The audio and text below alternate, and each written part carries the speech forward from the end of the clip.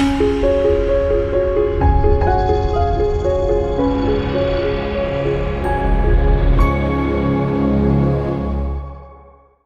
Google Ads fans, and welcome back. In this lecture we're going to continue talking about keyword match types, picking up with broad match modified. As you know, it uses the plus symbol to cut out related terms and synonyms. You're telling Google that these are the words that I absolutely require being in the search term before I'm letting you spend my money on showing an impression and potentially getting that click. You could still generate a lot of bad clicks for irrelevant search terms and search queries. Don't think just because you have a broad match modified keyword or a campaign that has all broad match modified keywords that you no longer need negative keywords. You absolutely do. Broad match modified keywords will still generate a ton of irrelevant traffic. Broad match modified essentially says, as you know, queries must include all your modified terms, the ones that have the plus sign, but not necessarily in that order. Not the search term could include the modified terms in a different order than you have them presented in your keyword, and with additional terms before it and after it that are not modified. Terms that you're not necessarily telling Google that have to be in my actual keyword. Again, negative keywords are still a must, and they can be, broad match modified keywords can be combined with broad match to only modify the most essential terms, and I'll show you what that looks like down below. So let's take a quick look at a couple examples of broad match modified keywords and what the ads what ads may show for. Over here we have leather desk chair, and each of the terms is modified. So leather, desk, and chair are all modified, which means, as you know, that in order for my ad to be eligible to show, the search term has to include all three of those modified terms. So pictures of chairs, desks, and leather couches, all right?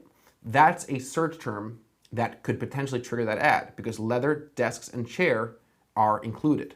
Leather, desk, chairs for sale is another one because again, leather, desk, and chair is included. It doesn't have to be in that order, and it can include other additional terms. How about leather, desk, chair without the chair modified? So this is a combination of broad match and broad match modified. I'm telling Google that I'd like you to use chair as a guiding point. I want you to know chair is not irrelevant here. Even though chair is not modified, you're still giving Google additional information. You're telling Google that this is all about chairs. So use that, although the word chair doesn't have to show up in the search term. It's an experiment. Leather, desk, chair. Desk with leather inlays, desk chairs made of leather. These are example search terms that could show up. I recommend experimenting with a search with keywords that are partly modified and partly not modified. We did this with a big company that was an attraction company in Vegas, and we found the most success by using in Vegas, modifying the word Vegas or LV for Las Vegas or Nevada, and allowing the other terms like what to do, top 10 attractions, fun things for kids to be more broad, and we got a lot of good ideas, but we wanted to make sure to modify Vegas because that was essential.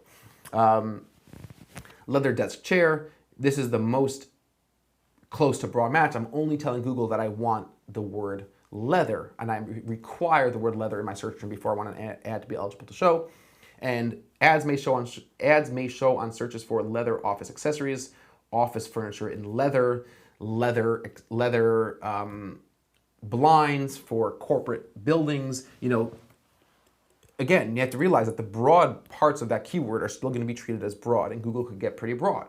You have to watch it using the search terms report, but the modified term always has to be there.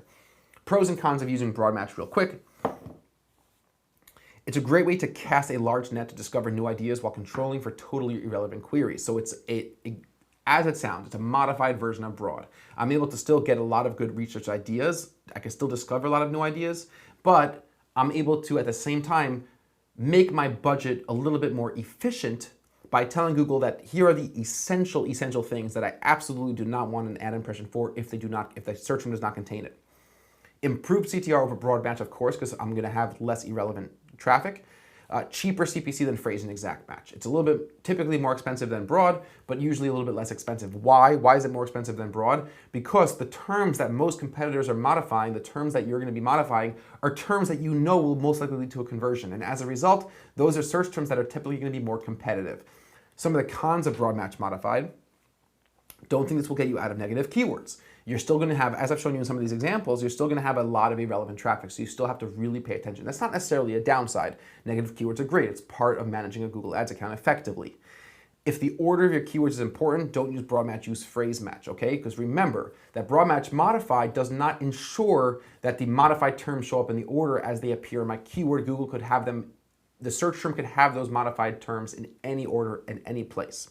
There's no consecutive phrase that is being required in the search term. That's what phrase match is. Can be a challenge to generate a good click-through rate, which can negatively impact your quality score. A similar problem to potentially having with broad match, but again, don't be overly concerned. I don't really like spending too much time on the cons section of these keywords because I don't really see cons to any keyword match type. They all just have different characteristics.